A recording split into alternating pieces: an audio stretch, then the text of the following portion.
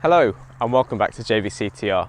For those of you that are new, my name is Johnny, I run this channel, and today I want to talk you through my experiences with the performance pack on the MK8 Fiesta ST.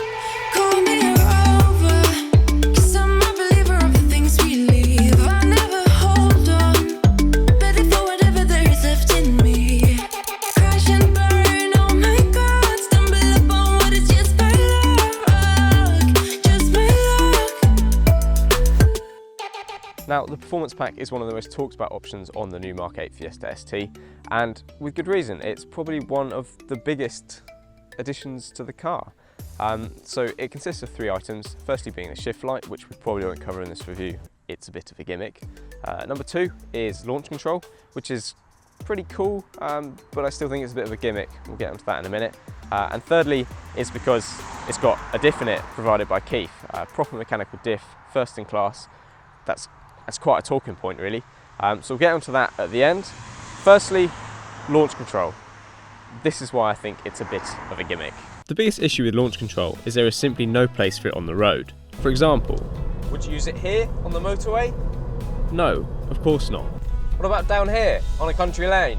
Again, no. Well, not unless you want to stop and do this to release your inner child.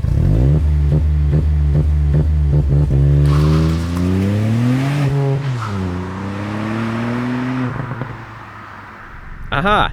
The traffic light Grand Prix.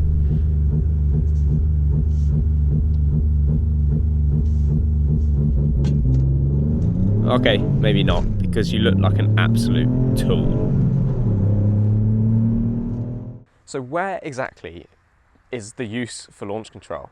Well, for those of you who follow me on Instagram, I uploaded a video of me doing launch control and it got loads of likes. So if you like social media, then get a car with launch control because it makes great content. Otherwise, I don't really see what value it adds over a manual launch, especially in a front-wheel drive car. Anyway, moving on to probably the only reason why you would actually opt for the performance pack, and that is the Keith. Now, there's been a lot of talk in the media about how awesome it is and how great it is and yada yada yada. But to really understand what it is and why you need one, it's always good to have a look at the theory to understand what exactly is a limited slip differential. So let's cover a bit of theory. Now, every car on the road will have a differential of sorts, mainly open differential. Now, an open differential will allow the 2 drive wheels to move at different speeds, allowing you to go in a corner without scraping your tyres or anything uncomfortable like that. So the problem with open differentials, however, is that they will ensure that the same amount of torque is delivered to either wheel. So they may have different rotational speeds, but they'll always have the same amount of torque. Now, the problem is that when you're in a high performance situation, so for example, say you go into a corner too fast and you understeer, the outside wheel will break traction, the inside wheel may still have traction. So in order to spin the outside wheel that's lost traction really fast, you don't need much torque. Now with an open differential, that means the same small amount of torque is also being delivered to the inside wheel, which of course still has grip. And that's not enough to pull the car around the corner and you end up slowing down. Now, with a locked differential, it's the exact opposite. So the diff will deliver as much torque as needed in order to keep the rotational speed of the wheels the same. So effectively, the 2 wheels are locked together. Now, these are used generally for off-roading applications to get you out of sticky situations, and also in drift cars because it makes the cars easier to drift and also easier to control. The limited slip diff as fitted to the Fiesta ST is kind of somewhere in between an open and a locked.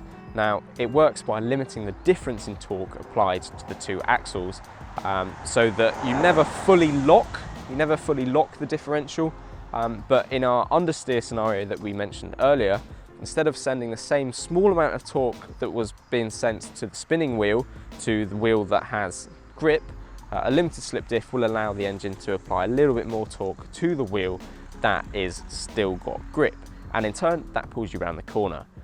So in terms of the theory, it sounds great. So let's jump in the car and we'll see exactly what it's like to drive.